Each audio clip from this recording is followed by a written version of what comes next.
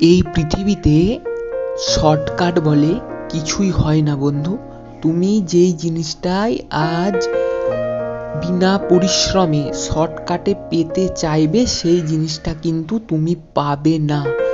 তোমার এই কথাটা শুনতে খারাপ লাগলেও এটাই সত্যি বন্ধু।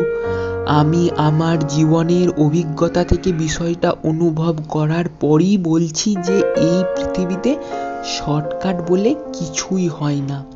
যদি তোমায় সাকসেস পেতেই হয় তবে পরিশ্রম করতেই হবে।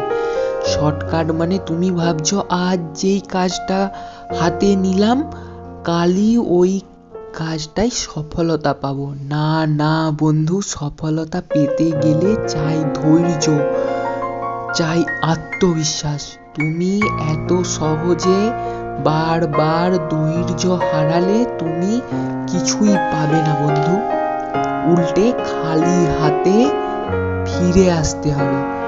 তুমি পরিশ্রম না করে যদি আজ শর্টকাটে ভাবো ওই জিনিসটা পাবে, তবে ওটা ভুল বন্ধু, ভুল ওটা।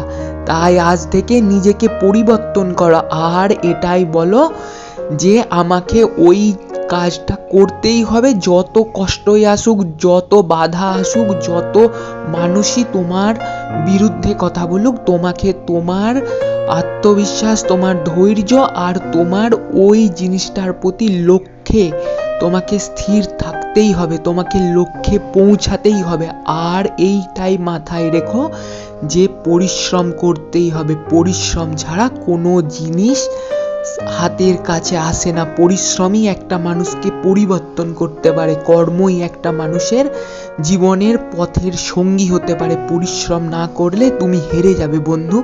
অলসতা কখনোই সফলতা এনে দিতে পারে না বন্ধু।